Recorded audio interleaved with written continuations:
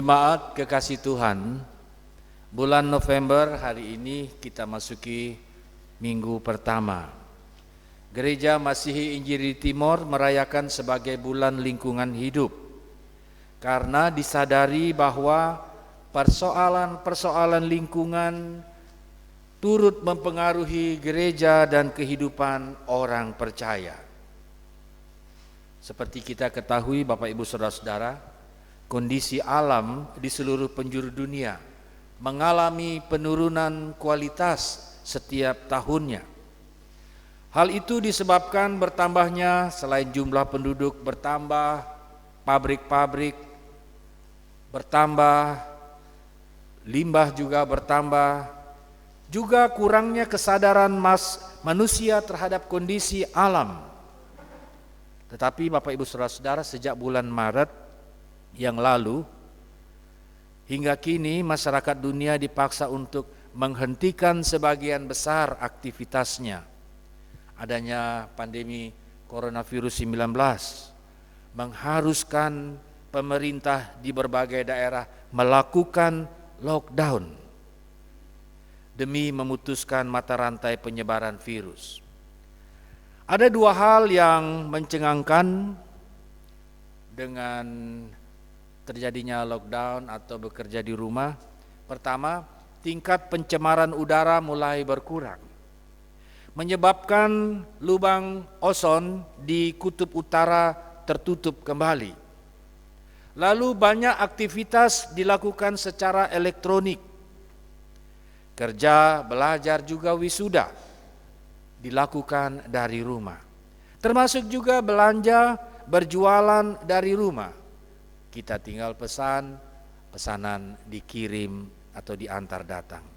Nah, ini berpengaruh pada berkurangnya sampah hingga pencemaran air, tanah, udara, kebisingan suara kendaraan, pabrik-pabrik menjadi berkurang. Saya berpikir datangnya musim penghujan lebih awal minggu lalu kita dapat merasakan adalah dampak positif dari coronavirus 19. Antara lain munculnya kesadaran warga masyarakat atau jemaat untuk mencari jalan, mengupayakan hidup sehat dengan cara menanam sayur mayur, juga memelihara unggas atau ternak kecil untuk mengantisipasi kesulitan ekonomi rumah tangga. Pendek kata Bapak Ibu Saudara-saudara, kembali kita disadarkan bahwa alam masih bisa dipulihkan dari kerusakannya bila kita memiliki kesadaran bersama untuk tidak mengeksploitasinya secara berlebihan dan menghargainya sebagai pemberian Tuhan bagi kita.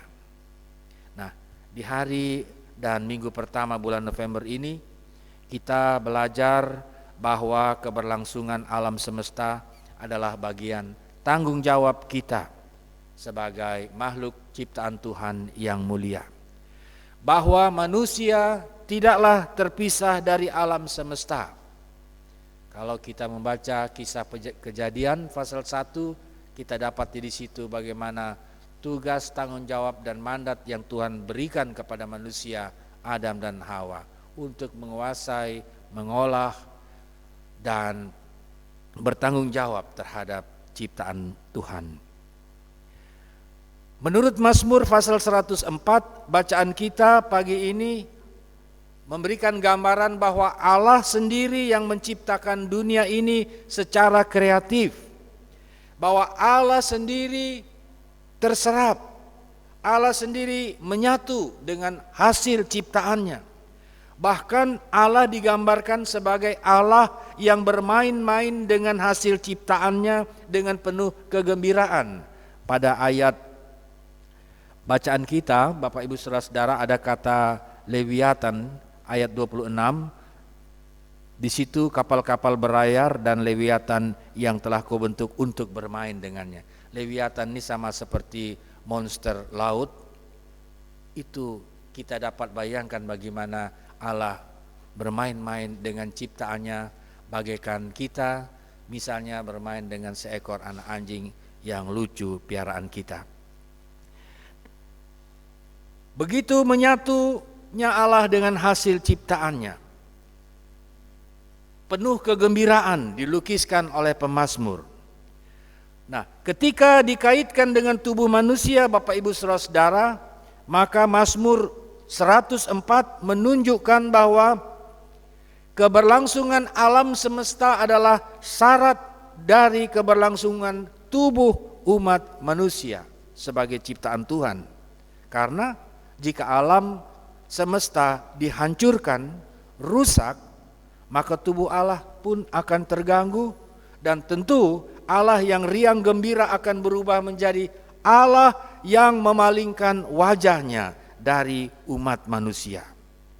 Allah menjadi Allah yang marah karena disakiti oleh perbuatan umat manusia yang tidak ramah dan tidak bersahabat dengan alam semesta dan segala isinya. Jadi kalau membuat sesuatu, pikir-pikir dulu, ini ciptaan Tuhan. Apakah perbuatan kita dapat dipertanggungjawabkan ataukah cenderung merusak? Nah, di sini Bapak Ibu Saudara bisa terjadi yang namanya kegembiraan berubah menjadi amarah. Bahwa Allah akan mengambil roh mereka dan mereka atau umat manusia akan menjadi binasa. Bahkan dikatakan manusia menjadi debu. Karena Allah yang memegang nafas hidup. Bayangkan kalau udara kita tercemar dan semua makanan minum yang kita peroleh dari alam tercemar, apakah kita dapat hidup bertahan lama? Nah, ayat 29 menggambarkan kalau itu yang terjadi, bahwa Allah yang menyembunyikan wajahnya menunjukkan metafora yang berlawanan dengan roh Allah yang kreatif menciptakan, memelihara, menyembunyikan wajahmu. Berarti manusia rohnya diambil, dan pengambilan roh kehidupan dari segala makhluk itu terjadi, maka hanya ada satu kata untuk menggambarkan keadaan itu, ialah kematian. Keterpisahan tubuh manusia dari alam semesta. Tetapi Bapak Ibu Saudara, Allah tetap adalah Allah yang maha kasih. Di dalam ayat 30, pemazmur menggambarkan bagaimana Allah mengirimkan rohnya untuk mencipta kembali dan membaharui kembali ciptaannya. Kalau di dalam perjanjian baru, Allah memperbaharui umatnya dari segala dosa dengan mengutus putranya Yesus Kristus. Allah sendiri menjadi manusia dan menebus manusia dari dosa, memulihkan hubungan Allah dengan manusia, manusia dengan Allahnya, termasuk memulihkan hubungan dengan alam semesta yang telah rusak karena dosa. Tindakan Allah, Bapak Ibu Saudara, menunjukkan bahwa sikap berbela rasa dan bentuk pemeliharaan Allah dilakukannya. Meski ia marah, ia murka terhadap manusia, tetapi Allah memiliki hasrat untuk bersekutu dengan manusia karena kasih-Nya yang besar.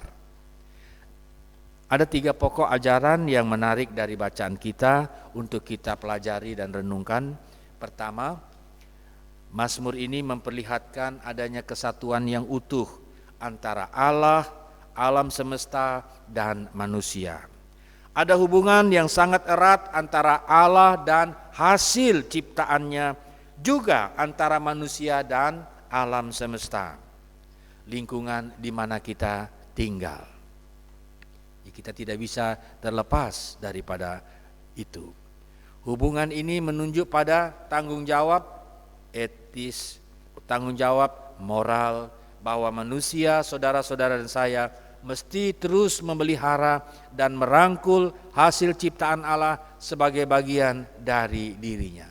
Bila perlu kita mengusahakannya sehingga menjadi lebih baik, mendatangkan kebaikan dan kesejahteraan bagi kita. Kedua, Mazmur ini menggambarkan bahwa Allah sendiri menempatkan dirinya sebagai bagian dari alam semesta. Bahwa Allah melibatkan dirinya untuk merawat, melindungi, memulihkan alam dari kerusakan. Kadang-kadang manusia memahami berlebihan bahwa alam semesta adalah milik kepunyaannya, sehingga secara sadar maupun tidak sadar ia mengeksploitasi berlebihan, dan pada waktunya ketika terjadi bencana barulah ia sadar akan perbuatannya. Ternyata segala sesuatu telah menjadi rusak. Manusia cenderung melihat alam dari sudut kepentingan manusia sebagai objek, bahkan menguasainya, membuat dirinya menjadi kaya dan melupakan Sang Pencipta. Yang ketiga, Bapak Ibu Saudara-saudara, Mazmur ini juga menegaskan bahwa penciptaan dan pembaharuan terjadi karena pekerjaan Roh Allah di bumi. Bahwa pekerjaan Roh Allah menghasilkan perbaikan dan pelestarian alam. Ketamakan dan kepentingan diri sendiri manusia yang mengeksploitasi alam jelas merupakan tindakan melawan otoritas Roh Allah yang terus-menerus memperbaharui, merawat dan merangkul segenap ciptaannya. Kekasih Tuhan, ingat, Tuhan itu berkuasa atas apapun di tengah dunia ini. Sebab semuanya adalah ciptaannya. Tiada yang dapat menyamai karya dan perbuatannya. Ingat, kita hanya ciptaan yang diciptakan untuk memuji Dia dalam kata dan perbuatan. Dan bahwa hidup kita ada di tangannya. Dia juga akan memelihara kita, menyediakan kita, kebutuhan kita, juga membaharui kita melalui Roh-Nya yang kudus. Termasuk mengubah cara berpikir kita, cara pandang, dan menolong kita untuk memperbaiki supaya hidup lebih dekat kepada Tuhan. Kalau Roh Kudus bekerja, Bapak Ibu Saudara-saudara, siapapun kita mengalami perubahan ke arah kebaikan. Pujilah Dia atas kebesaran perbuatan dan karyanya di dalam dunia. Sebagaimana pemazmur berkata kepada Allah Sang Pencipta, "Aku hendak menyanyi bagi Tuhan selama aku hidup. Aku hendak bermazmur bagi Allahku selagi aku ada. Biarlah renunganku manis kedengaran kepadanya. Aku hendak bersuka cita karena Tuhan." Biarlah pujian bersama pemazmur menjadi pujian di dalam kehidupan kita, dalam kata dan perbuatan, dimanapun kita berada. Amin.